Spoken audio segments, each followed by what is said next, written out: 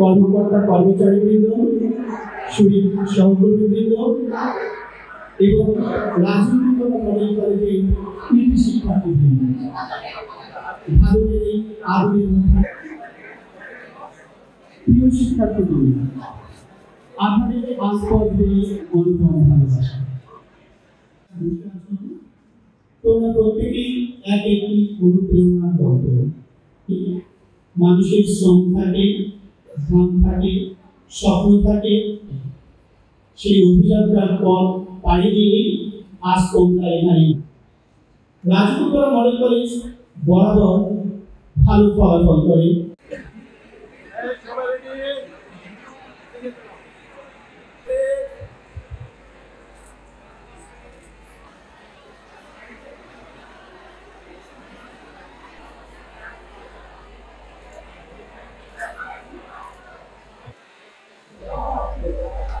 আলহামদুলিল্লাহ 2025 শিক্ষাবর্ষে এসএসসি পরীক্ষায় 826 জনের মধ্যে 733 জন জিপিএ 5 পেয়েছে।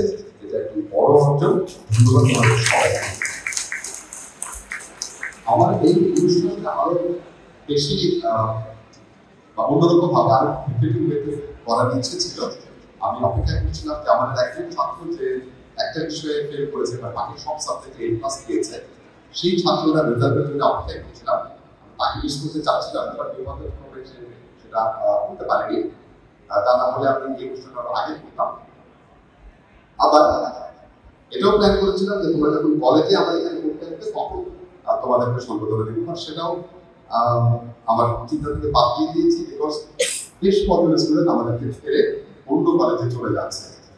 সো আমি তাদেরকেও মিস করতে চাচ্ছিলাম না, সেই কারণেই আজকে একটু তাড়াহুড়া করে তোমাদেরকে ডাকতে হয়েছে। Thank you so much for being here today. আজকে তোমাদের উপস্থিতি আমাদের খুব করছে, আমরা অত্যন্ত খুশি। এই খুশিটুকু ধরে রাখার জন্য, সামনের দিনগুলোকে ক্যারি ফরওয়ার্ড করার জন্য আমরা ইতিমধ্যে আমাদের 3 জন শিক্ষক, আমাদের উপাধ্যক্ষ 2 জন এবং একজন শিক্ষকের বক্তব্য শুনেছি। অনেক উপদেশমূলক বক্তব্য তারা দিয়েছেন। আমি প্রত্যাশা করব, আশা করব এবং বিশ্বাস করি যে আমার সামনে যারা বসে আছো তোমরা সেগুলোকে অবশ্যই মেরে চলার চেষ্টা করবে। একটু সার্টিফিকেট বা মার্কশিট সারা জীবনে সবকিছু নয়। আমাদেরকে যেটা যে নাম্বারটা আমি পেয়েছি, আমার আগামী দিনে যদি সেটাকে অতিক্রম করতে পারি সেই চেষ্টাটা সবসময় থাকবে। অর্থাৎ এবার যদি কেউ 1205 পেয়ে থাকো ইন্টারমিডিয়েট পরীক্ষায়, সেটা যেন 506 হয়, সেই চেষ্টা করতে হবে। ওটা যদি কমে যায় তাহলে এই বর্তমানে যে রেজাল্ট তোমরা করেছো এটা মূল্যহীন হয়ে যাবে। এই জিনিসটা খেয়াল রাখতে হবে সবাইকে।